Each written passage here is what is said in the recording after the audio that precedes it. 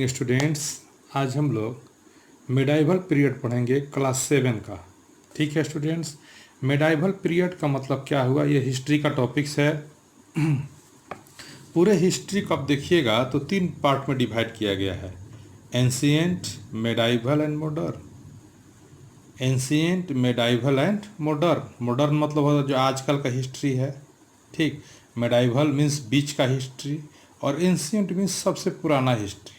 अगर टाइमिंग देखें हम लोग तो 8th to 18th century, 8th to 18th century का जो पीरियड है is known as medieval period.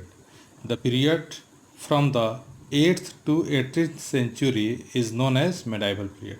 देखिए 8 से 18th सेंचुरी मैंने 8वीं से लेकर के 18वीं शताब्दी तक कैसा पीरियड था, मिडाइवल पीरियड थे।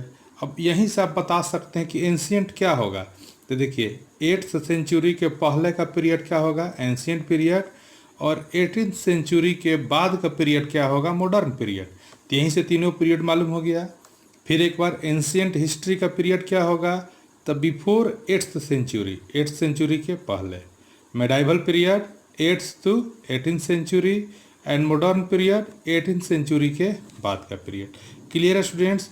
इस मिडाइवल पीरियड को भी 2 पार्ट में डिवाइड किया गया, अर्ली मिडाइवल पीरियड और late medieval period. Early medieval period का टाइमिंग है 800 to 1300 C and late medieval period का टाइमिंग है 1300 to 1800 सी। क्लियर।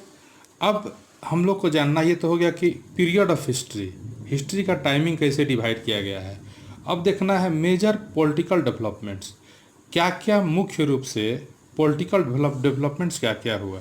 ठीक है, तो देखिए इस समय में कई तरह के राजा और राजवंश उत्पन्न हुए, किंग एंड किंगडम्स उत्पन्न हुए। ठीक, कई तरह का ये रिलीजियस कॉन्फ्लिक्ट्स हुआ, धार्मिक आंदोलन भी हुए, जिसमें भक्ति आंदोलन और सूफी मूवमेंट्स 200 बड़ा ही पॉपुलर हुआ था मिडाइवल पीरियड में। क्लियर। कई तरह का नए नए व्यापार हुआ, many trades and invaders from around the world. विश्व की तरफ से कई तरह का ट्रेड आया, कई तरह के आक्रमणकारी आए जो हमारे देश पर आक्रमण किए और अपना राज स्थापित किए। इनमें से 2 प्रमुख हैं, दिल्ली सल्तनत एंड मुगल एम्पायर। दिल्ली सल्तनत और मुगल एम्पायर 2 ठो राजवंश यहाँ महत्वपूर्ण जो इंडिया में सेटअप किए। क्लियर। अब हम लोग देखेंगे डेवलपमेंट ऑफ न्यू किंगडम, कौन कौन नया किंगडम्स डेवलप हुआ मिडाइवल पीरियड में। ठीक है, तो एक से एक नया डेवलपमेंट हुआ। कुछ ऐसा किंगडम डेवलप हुए जो कभी राज्य में नहीं थे, जैसे बंगाल में पल्लव डेनेस्टी, पल्लव, और आपका तमिलनाडु में चोलास डेनेस्टी। ठीक, ये 2 ठो पहले नहीं थे, ये मतलब पहले से ये राजवंश नहीं थे, ये उसी समय मिडाइवल पीरियड में ही नया राजवंश बना। ठीक, फिर इसी बीच में ये आपको जैसे चर्चा किया दिल्ली सल्तनत और मुगल एम्पायर भी था ही। इसी मुगल एम्पायर का अंत करके ईस्ट इंडिया कंपनी ने अपना राज स्थापित किया। ठीक, कब अंत हुआ था, तो 1757 में ये पलासी का वार हुआ था, battle of Plassey, battle of Plassey in Bengal में हुआ था, जिसमें बंगाल के नवाब को हरा करके कंपनी ने अपना राज स्थापित किया और इंडिया में कॉलोनियल एज की शुरुआत हुई। क्लियर है स्टूडेंट्स। अब हम लोग देखेंगे कि हमारे देश इंडिया का नाम कई तरह से लिया जाता है। जैसे पहले देखते होंगे कि इसका नाम शुरू में भारतवर्ष, इंडिया, हिंदुस्तान था। आर्यावर्त भी नाम इसका था। इसका नाम जम्बू द्वीप भी था। देखते होंगे जब घर में कथा वगैरह होता होगा तो जम्बू द्वीप की चर्चा होगी। ये द्वीप का मतलब होता है आइलैंड, मीन्स चारों तरफ से पानी से घिरा हुआ क्षेत्र। और जम्बू का मतलब जम्बू ट्री है, मीन्स इसका मतलब क्या हुआ, the island of the jambu tree. ठीक, ये राजा भरत के नाम पर हमारा देश का नाम भारत भी पड़ा। ठीक, इंडिया और हिंदुस्तान जो है ये पर्शियन लोग और ग्रीक्स लोग, ग्रीक और पर्शिया के लोगों ने ये नाम दिया था इंडिया और हिंदुस्तान।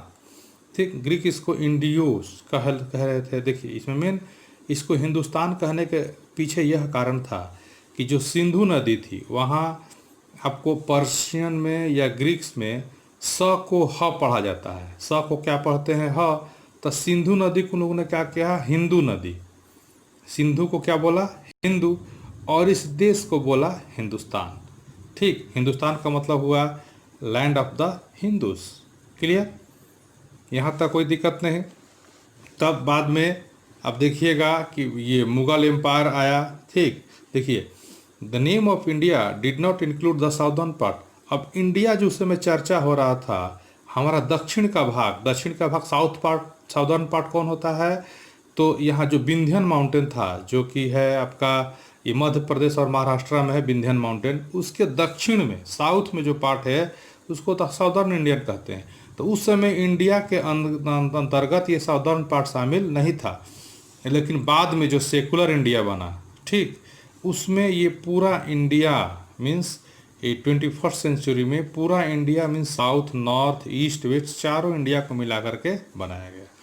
ठीक, अब हम पढ़ेंगे ये सोर्सेज ऑफ इंफॉर्मेशन। जो हमारे पास हिस्ट्री का जो इंफॉर्मेशन है, जो हम हिस्ट्री में पढ़ते हैं, उसका सोर्स क्या है, स्रोत क्या है, कैसे हम लोग जानते हैं?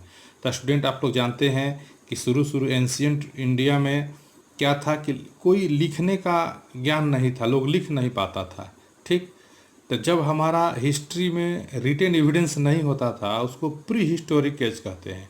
जब कुछ रिटेन एविडेंस आया, जैसे स्टोन वगैरह पर या मान लीजिए कि तांबा पत्र पर लिखता था लोग, उसको हम लोग है ना ये पोस्ट हिस्ट्री का नाम दिया गया। जब लिखने नहीं जाना तो प्री हिस्ट्री, थोड़ा बहुत लिखा लोग तो पोस्ट हिस्ट्री, और बाद में जब पूरी तरह से लिखने आ गया तो उसको हम लोग हिस्टोरिक एज कहते हैं। मैंने हिस्ट्री को 3 पार्ट में डिवाइड किया गया। प्री हिस्ट्री मीन्स क्या हुआ, जब लिखने नहीं आता था। पोस्ट हिस्ट्री मीन्स जब थोड़ा बहुत लिखने सीख गए हम लोग, पत्थर वगैरह पर, ताम्र पत्र पर, भोजपत्र पर कुछ लिखते थे, तो उसको कहा गया पोस्ट हिस्टोरिक एज।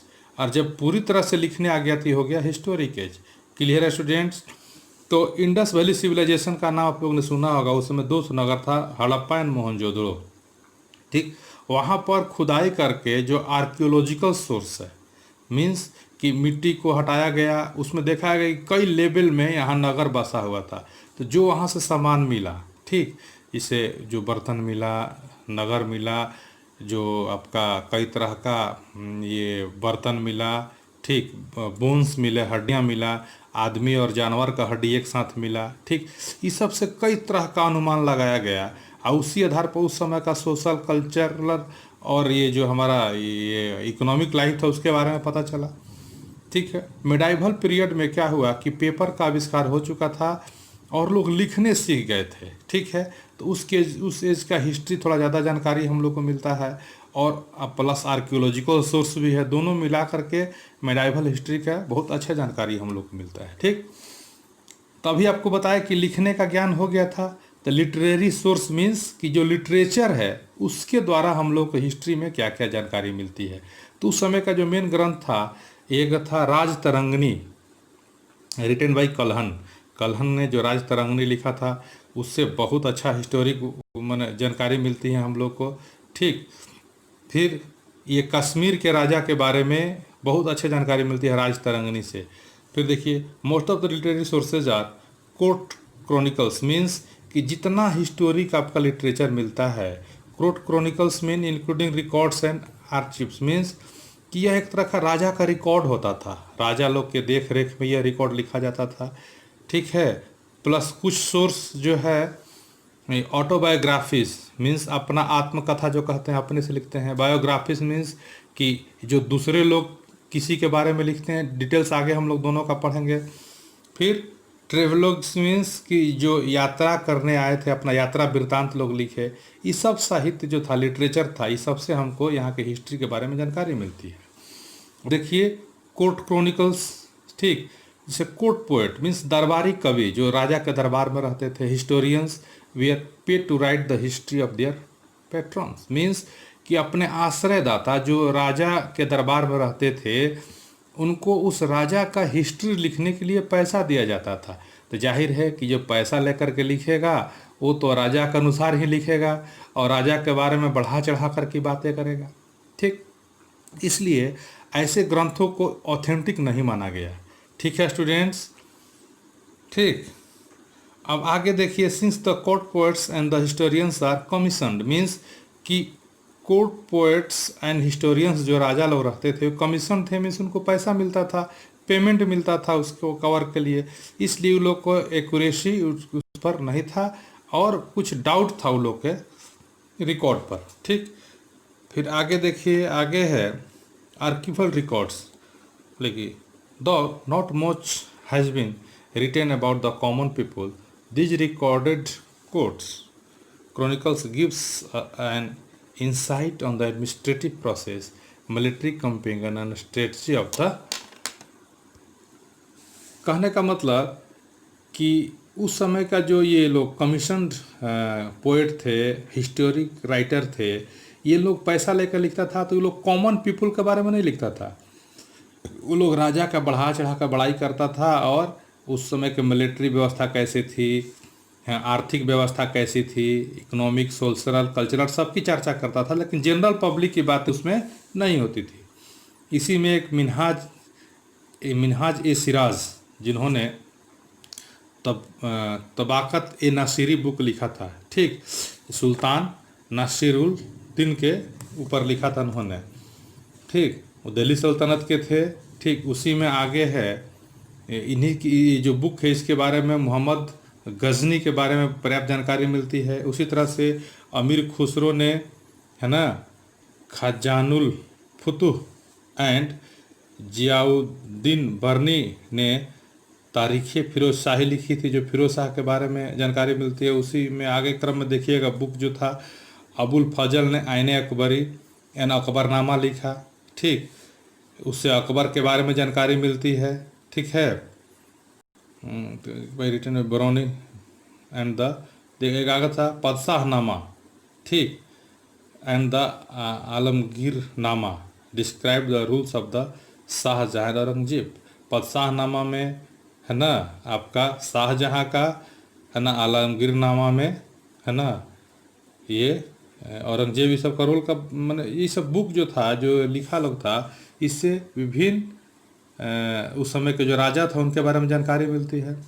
अब देखेंगे हम लोग autobiographics and biographics. Autobiographics means कि अपनी कहानी खुद लिखना, आत्मकथा। ठीक, देखिए, a life history of a person written by himself is known as autobiography, जो अपना कहानी खुद लिखे। जैसे बाबर ने लिखा था बाबरनामा, ठीक, अपनी आत्मकथा था। फिर देखिए, फिरोज शाह ने लिखा था फुतुह ए फिरोज शाही। ठीक, फिर तुजुक ए जहांगीरी, जहांगीर ने लिखा था। ठीक, अब ये जो बायोग्राफी है, life history of a person written by someone else, माने जो दूसरा लोग लिखता था, जैसे उनका दोस्त हो गया या दरबारी कवि, उनको हम लोग बायोग्राफी कहते हैं। जैसे देखिए, चंद बरदाई पृथ्वीराज चौहान का जो दरबारी लेखक थे और उनका दोस्त भी थे, इन्होंने पृथ्वीराज रासो लिखा था। ठीक, फिर गुलबदन बेगम ने हुमायूं नामा लिखा था, जो हुमायूं के बारे में है। ठीक है, प्लस कुछ यात्रा वृतांत था। ये जो लिखता था लोग, उस समय के राजा के बारे में विस्तृत ब्यौरा रहता था, और उस सब साहित्य पढ़ करके हम लोगों को उस राजा के बारे में आइडिया मिला कि राजा कैसा कार्य करता था, राजा का राज्य कहाँ तक फैला हुआ था, उनके राज्य में कौन सी इंपॉर्टेंट घटनाएं हुई, उस सब के बारे में जानकारी मिलती है। फिर आगे है ट्रेवलिंग मीन्स यात्रा वृतांत। उस समय बहुत सारा लोग बाहर से आए थे, है ना, उनका यात्रा वृतांत मिलता है। तो इसको अगले क्लास में देखेंगे स्टूडेंट्स। तब तक के लिए बाय, थैंक यू।